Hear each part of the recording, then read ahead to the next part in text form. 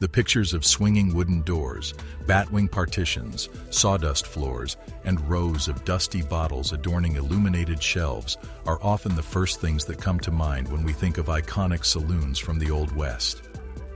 The general imagination has a somewhat idealized view of these watering spots, especially as a result of Western movies and television shows.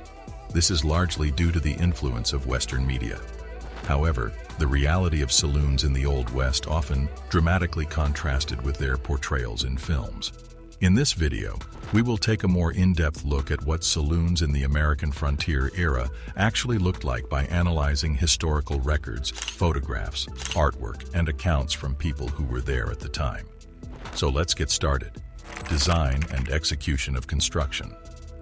Saloons were not impromptu, ramshackle constructions that were cobbled together overnight, as is commonly believed by the general public.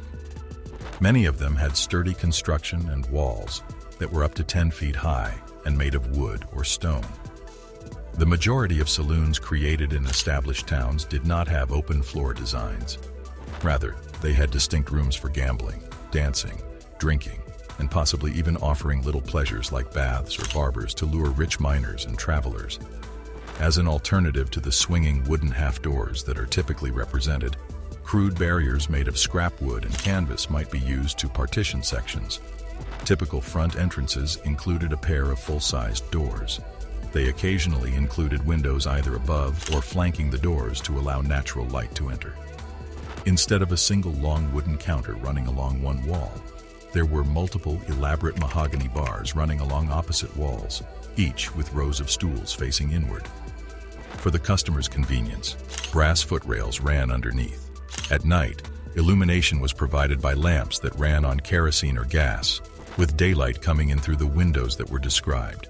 The floors were often made of wooden planks and frequently featured raised wooden platforms in the corners or down the center of the room to place tables, dance, or play games such as faro. The layout of saloons in sparsely populated boom towns and mining camps sometimes resembled that of a Google Doc. It consisted of a single open space, rather than a number of different partitions. Despite this, they attempted to make an impression with polished wood features, and they demonstrated the economic success and tenacity of their owners to build permanent fixtures in otherwise transitory settings. Customers who took their time and brought friends and family members along to try their luck were the key to the saloon's continuous success and handsome growth throughout the years. Interior furnishings. Instead of the dingy, sparse interiors that are commonly pictured, early photographs and artwork from the time period reveal saloons filled to the brim with luxury furnishings and decor. The polished brass fittings comprised magnificent chandeliers as well as sconces along the walls that held kerosene lanterns. Along with promotional placards and colored bottles, cigars, chews, glasses, and bottles of alcoholic beverages graced the backlit shelves that were located behind bars. Walls were covered in wallpaper in the Victorian-era style, which was sometimes printed artistically and had stenciling or marbling around the edges and places of interest. Mirrors were hung behind and between the bars so that the inside appeared brighter and more spacious. Walls between the rows of shelves were livened up with vibrant paintings or sketches of scantily clad dancing girls, and ornate brass-topped wood bars reinforced the impressions of stability and affluence. In place of floors covered in sawdust, beautiful oriental carpets were used to soften the working spaces, and spittoons were provided for discreetly catching tobacco expectorations. Private alcove seating rooms and lounges offered overstuffed and fringed velvet settees and armchairs for speaking quietly or making business dealings out of earshot of the casual population. These places were located away from the main seating areas. Card players and drinkers had entertainment into the wee hours of the morning, thanks to the table's immaculate linens and lamp chimneys, which enclosed candles or small kerosene lamps and provided light. Pianos, string ensembles, and later graphophones provided musical entertainment that encouraged celebration. The profits obtained allowed for continuous improvements and the replacement of worn furnishings in order to maintain the reputation and comfort of the establishment. Decorative elements on the surface, in contrast to the bare pictures of plain plank buildings that are commonly associated with saloons. Many of these establishments featured elaborate barkeeps and signs advertising their trade and social atmosphere. The names of drinking establishments were written in gilded letters, and vibrant artwork lured customers to enter via frequently artistically framed doors. For instance, a restored barkeep from Franklin, Nevada, that dates back to the 1870s, features rippling waves, ships, and anchors that allude to the town's proximity to the mineral richness of the Comstock lode and the traffic across the sea. Aside from the visual attractiveness they offered, barkeeps also served functional reasons, such as protecting the interior fabrics of the establishment from the sun's fading rays and preventing boisterous patrons from throwing rocks. When joined end-to-end and overlapping one another, they formed continuous canopies that shielded pavements from the sun and the rain. In contrast to the temporary nature of mining camps, the installation of these features, together with potted palms and flower baskets that hung from the ceiling, created the image of stability and prosperity.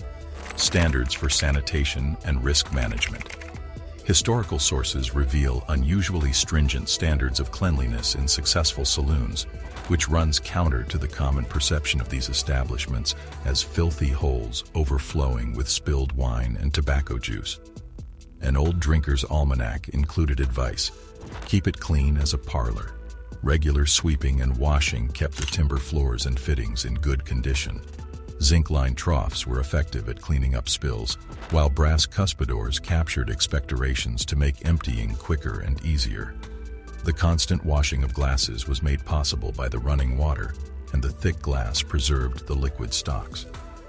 On the premises, there was a stringent ban on the use of firearms, as well as a prohibition against fighting and disruptive behavior. Rule violators faced instant expulsion or incarceration, thanks to the presence of paid bouncers or local law officers brought in to maintain order during busy periods.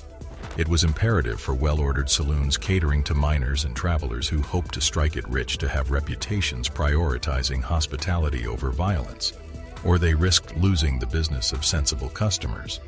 The reality shattered preconceived images of a rowdy saloon from the Old West. The key to being successful was to establish safe havens away from the elements where intrepid merchants and diligent prospectors could relax in a responsible manner. Historically authentic images show that saloons cared as much about their customers' health, safety, and comfort as they did about generating a profit, despite the fact that each business confronted its own particular obstacles during times of raucous boom. In contrast to the dingy watering holes, the saloon's interior, which is visible through the windows, reveals great attention to detail that belies the transient character of the neighboring mining camps. Let's not overlook the role of the saloon or dancehall girl, whose duty was to illuminate the nights of lonesome men yearning for female companionship. Contrary to what many might think, saloon girls seldom engage in prostitution. This was prevalent only within the seediest tier of saloons.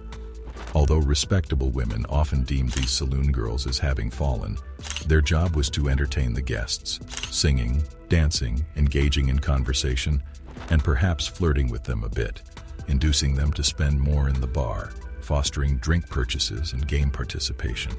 Not all saloons employed saloon girls. For instance, on Dodge City's north side of Front Street, which upheld a respectable reputation, firearms, saloon girls, and gambling were strictly prohibited. Here, music and billiards were featured as the chief amusements to accompany drinking. This brief look at some primary sources demonstrates that romanticized depictions of the Old West have led to inaccurate portrayals of saloons from that era. In point of fact, successful saloons were more like gleaming and well-kept Victorian taverns than they were like rundown shacks. The proprietors spared no cost in making these establishments into elegant gathering spots where customers might find refreshments in addition to hospitality, entertainment, and business opportunities. Popular watering holes were characterized by their meticulous construction, elegant fixtures, stringent hygienic standards, and strict adherence to the law. What do you think of the video? Let us know in the comments section below. If you enjoyed this video, be sure to give it a like and hit that subscribe button before you go. Thanks for watching.